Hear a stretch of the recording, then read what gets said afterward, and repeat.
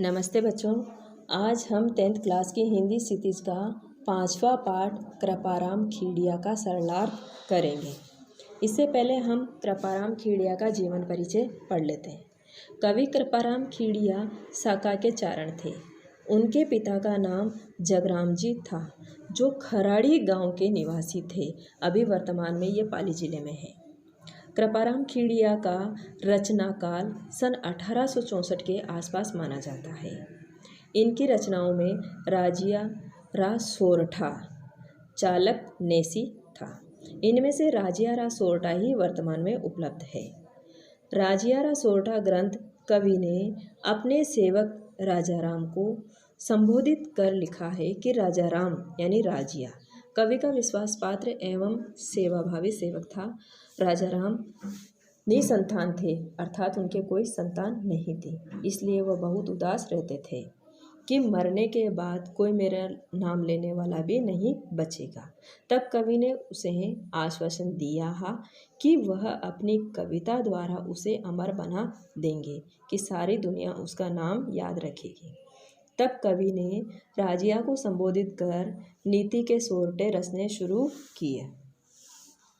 अब है पाठ परिचय। कवि ने हिम्मत एवं पराक्रम का महत्व, सद्संगति का लाभ, आपदा से पूर्व प्रबंधन के महत्व को स्पष्ट किया है। इनमें मानव जीवन में वाणी को महत्वपूर्ण बताते हुए सोच समझकर एवं मधुर वचन बोलने का उपदेश दिया गया है। कवि के अनुसार एक आदर्श समाज में गुणों की पूजा होनी चाहिए।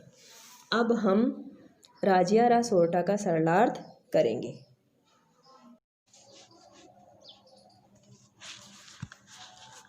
गुण अवगुण जिण गांव सुने न कोई सांभले। कवि कहता है कि जिस गांव या समाज में कोई भी गुण और अवगुण पर न ध्यान देता हो, न उन्हें समझ पाता हो। उन नगरी विच नाव रोही आछी राजिया। उस गांव या समाज में रहने से तो निर्जन वन में रहना अच्छा है। कारज सरे न कोई बल पराक्रम हिम्मत बिना। कवि कहता है कि जीवन में बिना बल और पराक्रम के किसी भी काम में सफलता नहीं मिलती। हल कार्य की होय रंगा श्यालम राजिया, कि जो रंगे सियार अर्थात पराक्रम का ढोंग करने वाले हैं, उन्हें कितना भी ललकारो, कितना भी उकसाओ, वे असफलता के डर से कभी आगे नहीं आते हैं। मिले सिंहम वन माह किण मृगाम मृगपत किया।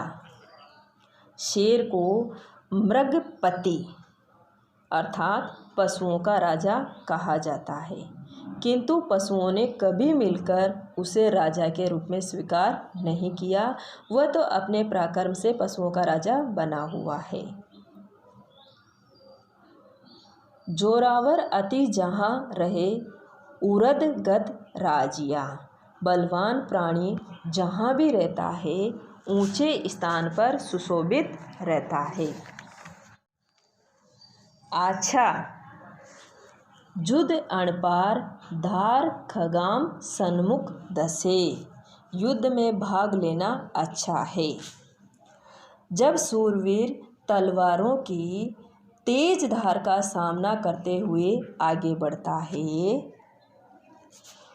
भोगे हुए भरतार रसा जी के नर राजिया, तभी वह पृथ्वी का स्वामी या राजा बनकर उसे भोगता है। इन्हीं सु अवधात कहणी सोच विचार कर। कवि कहता है कि अच्छी या हितकारी बात भी व्यक्ति को सोच विचार करके ही करनी चाहिए। बेमौसर री बात रूढ़ी लगे न राजिया, क्योंकि बिना समय और अवसर के ध्यान रखे जो बात कही जाती है, वह सुनने वालों को भी अच्छी नहीं लगती है। पहली कियाम उपाव दव दुश्मन आमये डटे। मनुष्य को आग, शत्रु, रोग आदि संकटों से बचाव का उपाय पहले से ही कर लेना चाहिए। प्रचंड हुआ विश्वाव रोभा घाले राजिया। जब संकट भयानक रूप ले लेता है तो वह बहुत कष्ट देता है।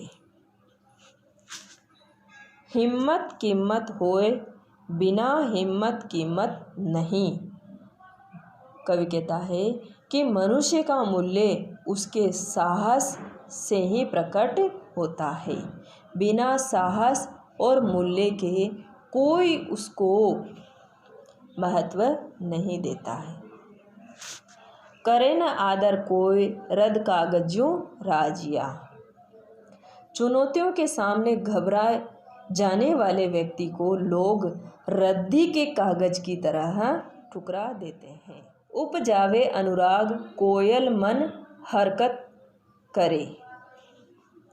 कोयल अपनी मधुर वाणी से सुनने वालों के मन में प्रेम भाव और प्रसन्नता भर देती है।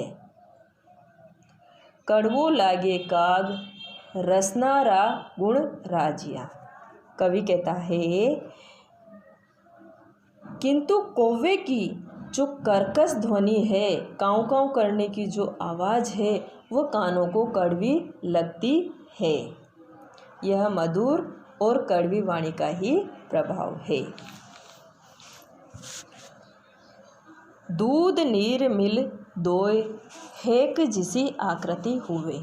कवि कहता है कि जब दूध और पानी को मिला दिया जाता है तो दोनों को मिल जाने पर एक जैसी आकृति बन जाती है, अर्थात दोनों पानी और दूध एक जैसे ही दिखाई देते हैं। करेन न्यारो कोई राजहंस बिना राजिया। कि दूध और पानी को अलग अलग कर दिखाने का गुण केवल राजहंस में ही होता है और कोई भी उसको अलग नहीं कर सकता है। मलिया गिर मंजार हर को तर चनन हुए। कवि कहता है कि मलेगिरी पर्वत पर चंदन के समान चंदन के वृक्ष उगा करते हैं, किंतु उनके साथ उगने वाले अन्य वृक्षों में भी चंदन जैसे ही गुण आ जाते हैं।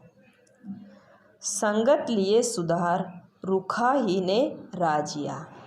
यह संगति का ही प्रभाव है, अर्थात चंदन का साथ करने से अन्य वृक्षों ने अपने आप को सुधार लिया है, वे भी चंदन जैसे ही हो गए हैं। पाटा पीड़ उपाव तन लागाम तरवारिया।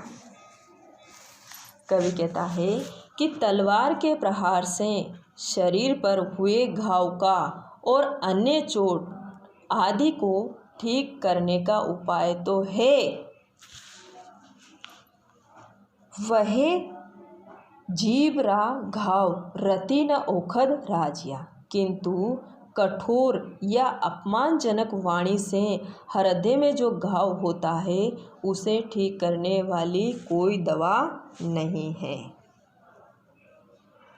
मूसा ने मंजार हित कर बेटा है कण। कवि कहता है कि मित्रता समान स्वभाव वालों में ही होनी चाहिए। यदि कोई चूहा बिल्ली से मित्रता कर बैठे तो उसका परिणाम कभी सुख देने वाला नहीं हो सकता है। सह जाने संसार रस नह रसी राजिया। सारा संसार इस बात को जानता है कि चूहा बिल्ली का भोजन है, वह अपने बिल पर बिल्ली से अपनी रक्षा नहीं कर सकता है। खल गुल अण खुताय एक भाव कर आदरे। कवि कहता है कि जिस नगर या समाज में खल गुड़ अन्न भूसी एक समान महत्व दिया जाता हो, वहाँ नहीं रहना चाहिए। ते नगरी हुताय रोही आछी राजिया। ऐसे स्थान में रहने से तो निर्जन वन में रहना अच्छा है।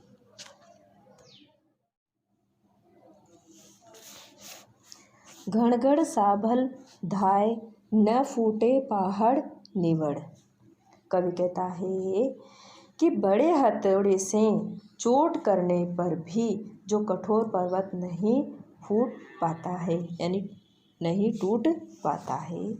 जड़ कोमल बिध जाए राय पड़े न राजिया। उसी पहाड़ में दरार पड़ जाने पर पौधे की कोमल जड़ भी सहजता से प्रवेश कर जाती है। अर्थात कि अत्यधिक सुरक्षित किले, राज्य या परिवार में दरार पड़ जाने पर साधारण शत्रु भी उसमें प्रवेश कर उसे हानि पहुंचा सकता है। पय मीठा कर पाक जो इमरत सींची जिए। कवि कहता है कि आक यानी आंकड़े का पौधा को मीठे पानी दूध में पकाने पर या अमृत से सींचने पर भी उर कड़वाई आँख रंच न मुके राजिया।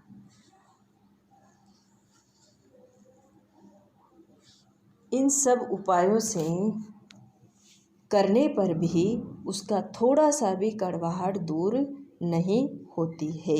इसका भाव यह है कि जो स्वभाव से ही ईर्ष्या करने वाले लोग होते हैं उन्हें सुधारना या मीठा स्वभाव बनाना संभव नहीं है। इस पाठ का सरलार्थ करें और जो समझ में नहीं आए वो कमेंट बॉक्स में कमेंट करके बताएं। धन्यवाद।